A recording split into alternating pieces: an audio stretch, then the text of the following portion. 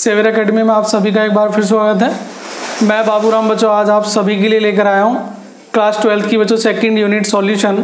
और हम बात कर रहे हैं बच्चों, जो हमारा टॉपिक है वो है कोलिगेटिव प्रॉपर्टीज। जी हाँ बच्चों, दो कोलिगेटिव प्रॉपर्टीज के बारे में हम ऑलरेडी पढ़ चुके हैं।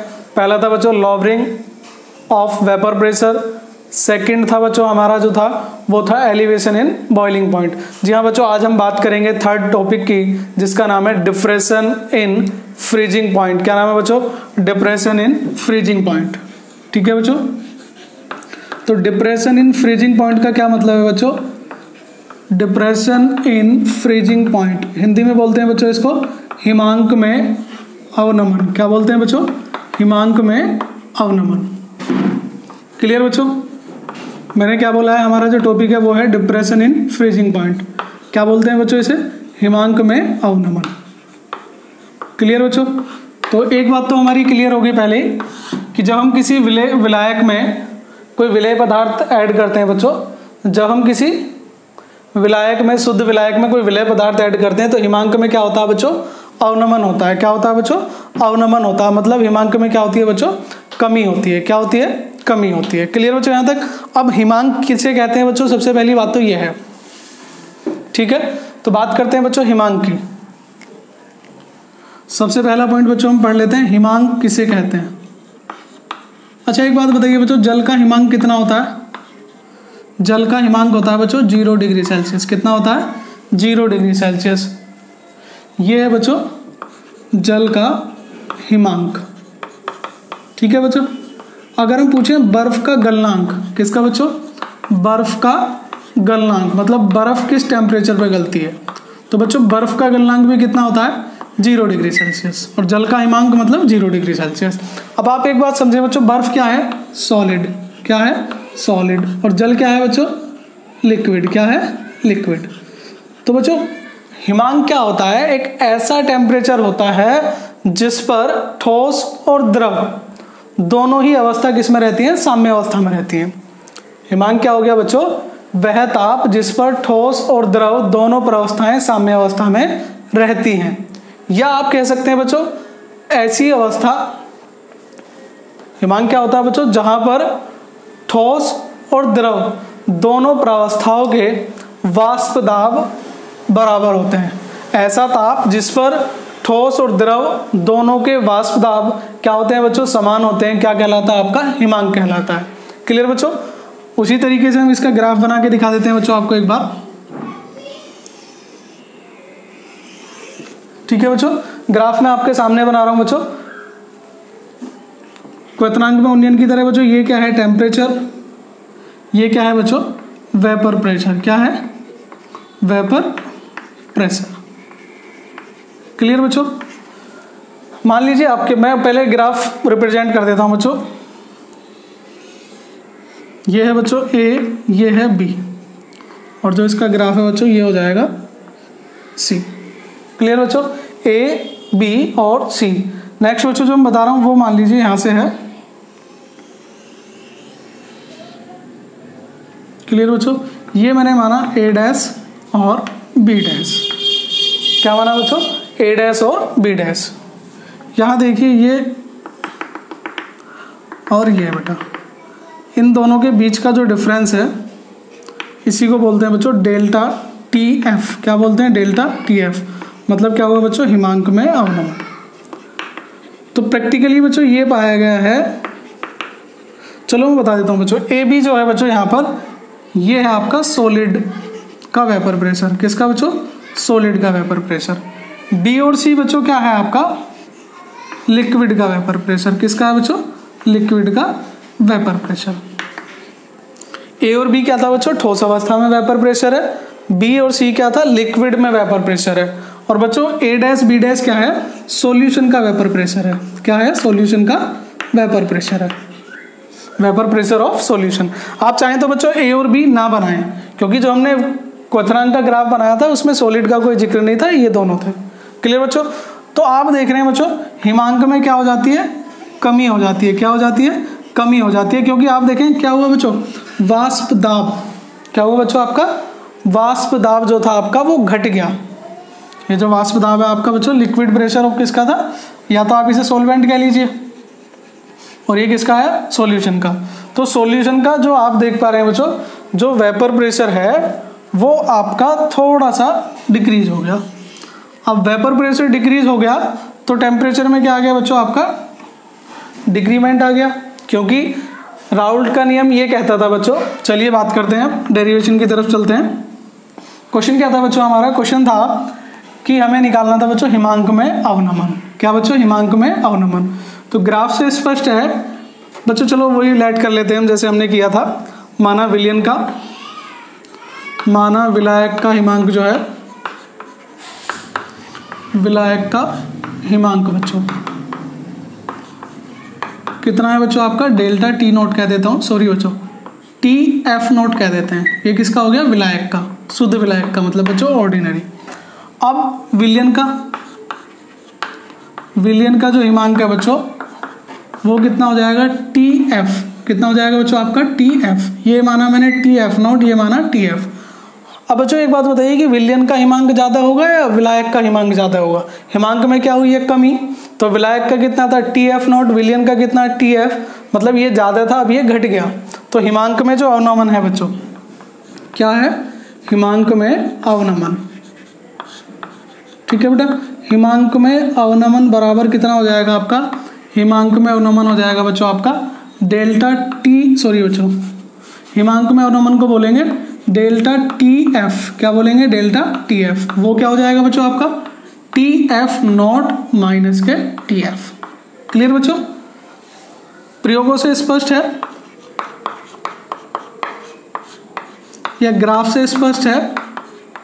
क्या स्पष्ट है बेटा, कि जो हिमांक में अवनमन है वो किसके समानुपाती है बच्चों, वेपर प्रेशर के। किसके समानुपाती है, वेपर प्रेशर के।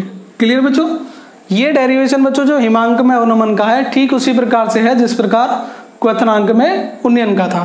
तो बच्चों यहाँ से देखें, डेल्टा टी एफ किसके समानुपाती है, डेल्टा पी के, मतलब वाष्प दाब के। और आप जानते हैं राउल्ट के नियम अनुसार क्या था, राउल्ट के नियम अनुसार बच्चों, तो राउल्ट के नियम अनुसार क्या था कि डेल्टा पी जो था बच्चों वो मोल प्रभाज के समानुपाती था। किसके, विलेय के।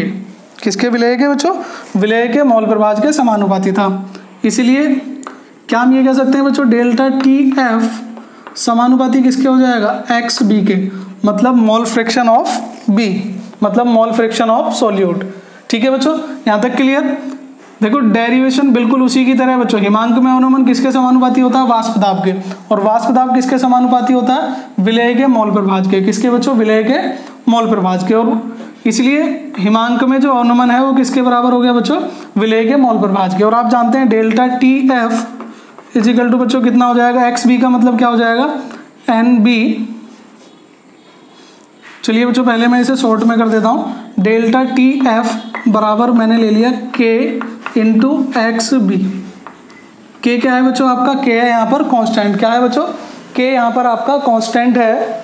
ठीक है बच्चों, और एक्स बी क्या है, विलेय का मोल प्रभाज है। किसका मोल प्रभाज बच्चों, विलेय का मोल प्रभाज है। ठीक है बच्चों, तो हमने देखा यहाँ तक के आपका क्या था, कांस्टेंट है, और एक्स बी क्या है, विलेय का मोल प्रभाज। अब मोल प्रभाज की अगर आप बच्चों डेरिवेशन लिखना चाहें तो मोल प्रभाज क्या होता था, delta T F is equal to कितना हो जाएगा बच्चों, के, और एक्स बी की वैल्यू कितनी आ जाएगी, एन ए बटे N A plus N B बटे N A plus N B. Clear बच्चों यहाँ तक। तो ये हो गया आपका हिमांक में अवनमन। क्या हो गया बच्चों आपका, हिमांक में अवनमन। यहाँ तक क्लियर। जैसे बच्चों हमने वो डेरिवेशन किया था ठीक इसी प्रकार से इसका डेरिवेशन होगा। अब आप क्या करेंगे बच्चों, एन ए क्या है, विलायक के मोलों की संख्या, एन ए बच्चों क्या है यहाँ पर, विलायक के मोलों की संख्या। ठीक है बच्चों, तो यहाँ से मैं डायरेक्ट वैल्यू पुट कर रहा हूँ बच्चों, delta T F is equal to कितना हो जाएगा, के, और एन बी की वैल्यू पुट कर रहा हूँ बच्चों कितनी हो जाएगी, W B divide by M B. क्योंकि विलेय के मोलों की संख्या क्या हो जाएगी बच्चों, विलेय पदार्थ की ग्राम में मात्रा बटे विलेय पदार्थ का अणुभार। ठीक इसी प्रकार से इसकी हो जाएगी बच्चों डब्ल्यू ए बटे M A plus W B बटे एम बी। क्लियर यहाँ तक बच्चों। अब आप जानते हैं चूंकि डब्ल्यू बी बटे M B less than equal to WA/MA। मतलब बच्चों विलेय के मोलों की संख्या जो है वो विलायक की तुलना में क्या होती है, बहुत कम होती है। इसलिए बच्चों हम क्या कर सकते हैं, डेल्टा TF इजिकल टू बच्चों आपका हो गया K into WB divide by MB। और बच्चों नीचे क्या आ जाएगा आपका, ये तो कैंसिल हो गया क्योंकि नेग्लिजिबल है, ठीक है। इसे काउंट करना, इसे इजीली हम रिमूव कर सकते हैं WA/MA, या कह सकते हैं बच्चों K into WB divide by MB। और ये बच्चों ऊपर चला जाएगा तो कितना हो जाएगा, MA/WA। ठीक है बेटा, यहाँ तक कोई डाउट बच्चों? तो ये हो गया बच्चों आपका delta TF is equal to K into MA। और बच्चों ये फॉर्मूला हो गया आपका WB divide by MB into WA। Clear बच्चों, यहाँ से मैंने MA बाहर निकाल लिया। तो बच्चों आप देखें ये जो फॉर्मूला बनता है ये किसका बनता है, मोललता का। किसका फॉर्मूला बन जाता है, मोललता का। कैसे, ये क्या है बच्चों, विलेय पदार्थ की ग्राम में मात्रा। किसकी, विलेय पदार्थ की ग्राम में मात्रा। ये क्या है बच्चों, विलेय पदार्थ का अणुभार। किसका अणुभार है बच्चों, विलेय का। और ये क्या है बच्चों आपका, विलायक का भार। किसका भार है, विलायक का।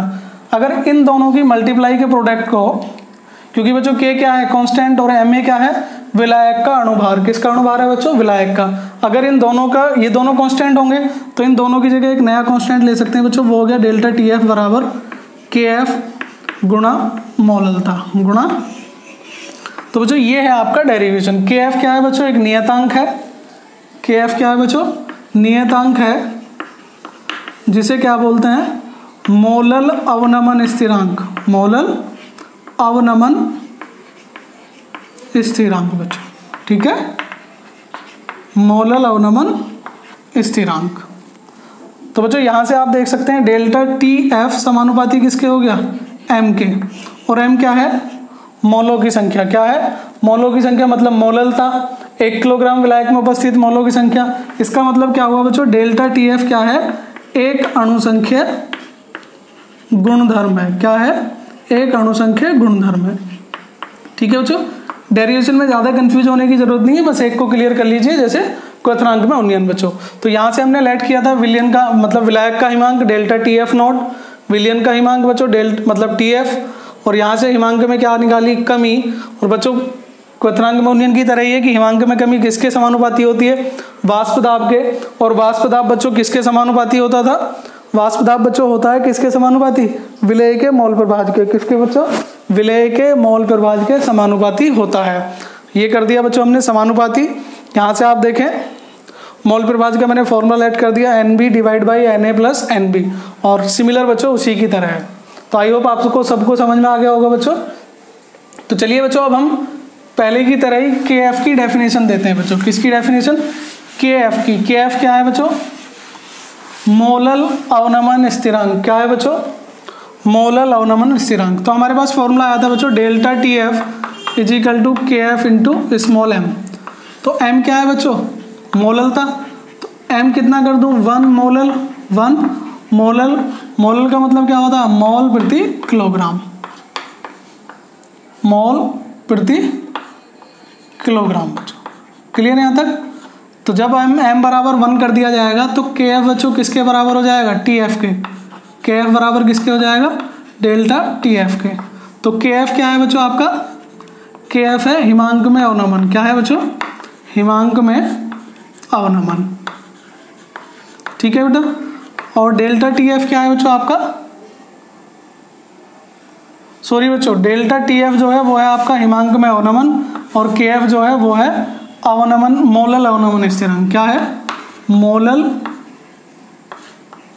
अवनमन स्थिरांक। क्लियर बेटा। तो आपने देखा होगा कि मोलल अवनमन स्थिरांक किसके बराबर है, हिमांक में अवनमन के। तो डेफिनेशन बच्चों यही है कि किसी विलयन का मोलल अवनमन स्थिरांक हिमांक में अवनमन के बराबर होता है जब उसकी मोललता कितनी होती है, 1 होती है। ठीक है, यह डेफिनेशन बच्चों उसी की तरह बन जाएगी कि जब 1 किलोग्राम या 1000 ग्राम, 1000 ग्राम या 1 किलोग्राम, ठीक है बच्चों, 1 किलोग्राम विलायक में उपस्थित, यदि, ऐसे कर लेते हैं बच्चों, यदि 1 किलोग्राम विलायक में विलेय का 1 मोल उपस्थित होता है, 1 किलोग्राम विलायक में विलेय का 1 मोल उपस्थित होता है,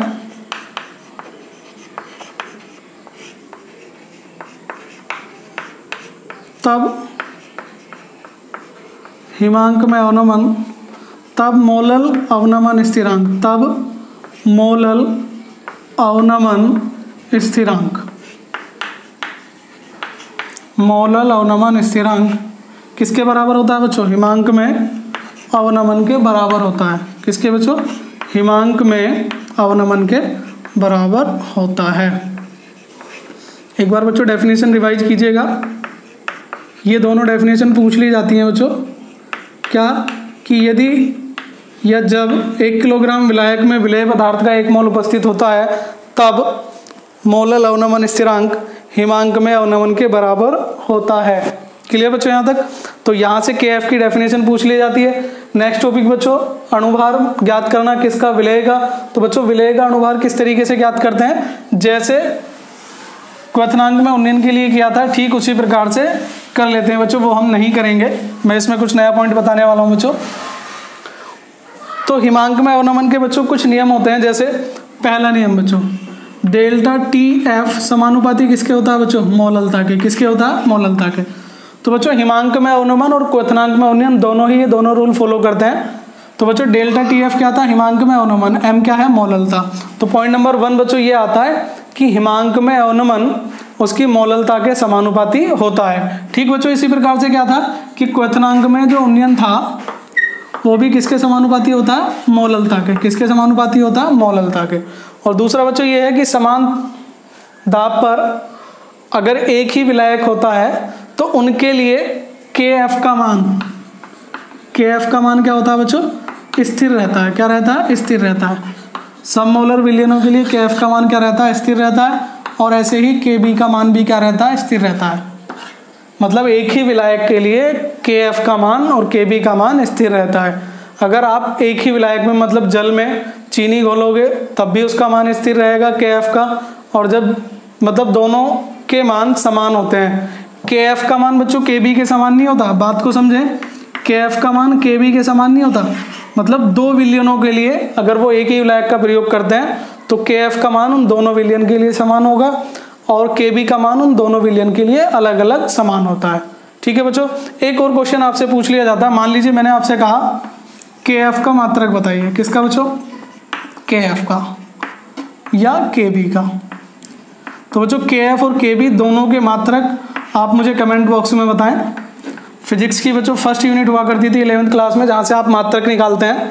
तो मात्रक मैं बच्चों आपको आइडिया दे देता हूँ। KF क्या हो जाएगा बच्चों? M का मात्रक क्या है? मोलल। TF का क्या है? केल्विन। तो केल्विन मोलल इनवर्स हो जाएगा। जनरली क्या हो जाएगा? Kelvin molal inverse. ठीक है बच्चों, या kelvin kilogram mole inverse. Kelvin kilogram mole inverse. ठीक है बच्चों, तो आपको एक और इनका मात्रक बताना है। अगर आप जानते हैं तो कमेंट बॉक्स में जरूर बताएं। तो उम्मीद करता हूं बच्चों ये आपको वीडियो पसंद आया होगा। ठीक है, एक और बात बच्चों मैं बताना चाहता हूं कि हिमांक में अवनमन का जो प्रयोग है बच्चों, वो 2 बड़े पैमानों पर हिमांक में अवनमन का प्रयोग किया जाता है। अगर आपसे कोई पूछ ले हिमांक में अवनमन के अनुप्रयोग, तो बच्चों 2 अवनमन के अनुप्रयोग हैं और दोनों ही बहुत आसान हैं। पहला जो होता है बच्चों वो प्रयोग किया जाता है हिमांक में अवनमन का एंटी फ्रीजिंग के लिए। किसके लिए बच्चों? एंटी फ्रीजिंग के लिए। अब ये क्या वर्ड होता है? एंटी फ्रीजिंग मतलब बच्चों, तो एंटी फ्रीजिंग का मतलब क्या होता है बच्चों? जैसे हमने देखा है कि गाड़ियों में एक रेडिएटर होता है जो कूलेंट का काम करता है, मतलब जिसमें ठंडा करने के लिए गाड़ी को पानी वगैरह डाला जाता है। ठीक है बच्चों, तो ये रेडिएटर गाड़ियों में होता है, तो ये अंदर होता है ज़्यादातर। तो आप ये समझिए कि जो ठंडे प्रदेश होते हैं वहाँ पर गाड़ियाँ जो होती हैं बच्चों, क्योंकि वहाँ का टेम्परेचर 0 डिग्री सेल्सियस पहुँच जाता है, -2 पहुँच जाता है, -4 पहुँच जाता है। तो बच्चों वहाँ पर जो गाड़ियाँ होंगी उनमें अगर हम जल का प्रयोग करेंगे तो जल क्या होगा बच्चों? सुबह तक जम जाएगा, जिसके कारण क्या होगा बच्चों? रेडिएटर के पाइप वगैरह फट जाएंगे। क्योंकि आप जानते हैं बच्चों सर्दियों में पानी के पाइप फट जाते हैं क्योंकि बर्फ का आयतन पानी की तुलना में ज़्यादा होता है। तो बच्चों वहाँ पर एंटी फ्रीजिंग के लिए प्रयोग किया जाता है। आप कर सकते हैं बच्चों प्रयोग इथाइलिन ग्लाइकोल का। किसका बच्चों? इथाइलिन ग्लाइकोल का प्रयोग कर सकते हैं। तो बच्चों वहाँ पर क्या किया जाता है, जो गाड़ियाँ होती हैं उनमें जल के साथ इथाइलिन ग्लाइकोल का मिश्रण मिलाया जाता है। किसका बच्चों? इथाइलिन ग्लाइकोल का। एक बात ध्यान रखिए, मैंने स्टार्टिंग बताया था जल का हिमांक कितना होता है? 0 डिग्री सेल्सियस। तो बच्चों इथाइलिन ग्लाइकोल और जल का जो मिश्रण होता है उसे रेडिएटर में प्रयोग किया जाता है और बच्चों ये -48 डिग्री सेल्सियस तक जल का हिमांक कम कर देता है। कितना बच्चों? -48 डिग्री सेल्सियस। आप समझ गए होंगे बच्चों कि अगर टेम्परेचर -2, -4, -5 भी जाता है तब भी गाड़ी में जो रेडिएटर होता है उसमें वो जल नहीं जमेगा। तो पहला किसके लिए आया बच्चों? एंटी फ्रीजिंग के लिए। हिंदी में आप इसके लिए वर्ड यूज कर सकते हैं प्रतिशीतलक, मतलब ठंडा जो करेगा उसको बच्चों टेम्परेचर क्या करेगा? उसका डाउन करेगा। क्या करेगा बच्चों? टेम्परेचर डाउन करेगा। एक और बच्चों इसका उपयोग होता है बहुत अच्छा। आपने देखा होगा कई बार जो पहाड़ी वाले इलाके होते हैं, जो ठंडे प्रदेश होते हैं, वहाँ सड़कों पर बर्फ जम जाती है। क्या जम जाती है बच्चों? सड़कों पर बर्फ जम जाती है। तो बच्चों रोड से आइस को रिमूव करने के लिए, ठीक है बच्चों, रोड से आइस को रिमूव करने के लिए, मतलब बच्चों clearing of ice from roads, road से बर्फ को अलग करने के लिए, साफ करने के लिए, जिससे गाड़ियाँ चल सकें, वहाँ पर बच्चों प्रयोग करते हैं हम NaCl का। किसका प्रयोग करते हैं? NaCl का। या प्रयोग करते हैं बच्चों CaCl2 का। या तो सोडियम क्लोराइड का प्रयोग करते हैं या कैल्शियम क्लोराइड का प्रयोग करते हैं, क्योंकि बच्चों मैंने बताया था ये क्या काम करते हैं? हिमांक में अवनमन कर देते हैं। जल का हिमांक कितना होता है? 0, और इनका प्रयोग करने पर जल का हिमांक क्या हो जाएगा बच्चों? कम हो जाएगा। मतलब बर्फ का हिमांक माइनस में पहुंच जाएगा, टेम्परेचर वहाँ का कम रहेगा तो बर्फ पिघलनी शुरू हो जाती है। तो बच्चों NaCl के प्रयोग से लगभग बर्फ का गलनांक -21 डिग्री सेल्सियस तक पहुंच जाता है। कहाँ तक? -21 डिग्री सेल्सियस तक। और कैल्शियम क्लोराइड का अगर प्रयोग करते हैं तो बच्चों ये इससे ज़्यादा इफेक्टिव होता है और ये बच्चों -55 डिग्री सेल्सियस तक बर्फ का गलनांक पहुंचा सकता है। तो ये थे बच्चों आपके हिमांक में अवनमन के प्रयोग। हिमांक में अवनमन के प्रयोग क्या प्रयोग है बच्चों? एंटी फ्रीजिंग में, एंटी फ्रीजिंग में बच्चों, और दूसरा सड़कों पर बर्फ, जमी बर्फ को हटाने के लिए। ठीक है बच्चों, तो उम्मीद करता हूँ आप सभी को ये वीडियो पसंद आया होगा। वीडियो को ध्यान से देखने के लिए आप सभी का धन्यवाद। मिलते हैं बच्चों नेक्स्ट वीडियो में, तब तक के लिए जय हिंद, जय भारत। वीडियो पसंद आया होगा, वीडियो को ध्यान से देखने के लिए आप सभी का धन्यवाद। बच्चों वीडियो को लाइक और शेयर करना बिल्कुल ना भूलें। अगर आप हमारे चैनल पर नए हैं तो चैनल को जरूर सब्सक्राइब कीजिए और सबसे पहले नोटिफिकेशन पाने के लिए बेल आइकन पर क्लिक करना बिल्कुल ना भूलें बच्चों। और इसी तरह हमारा साथ देते रहें। मिलते हैं बच्चों नेक्स्ट वीडियो में, तब तक के लिए जय हिंद, जय भारत, धन्यवाद।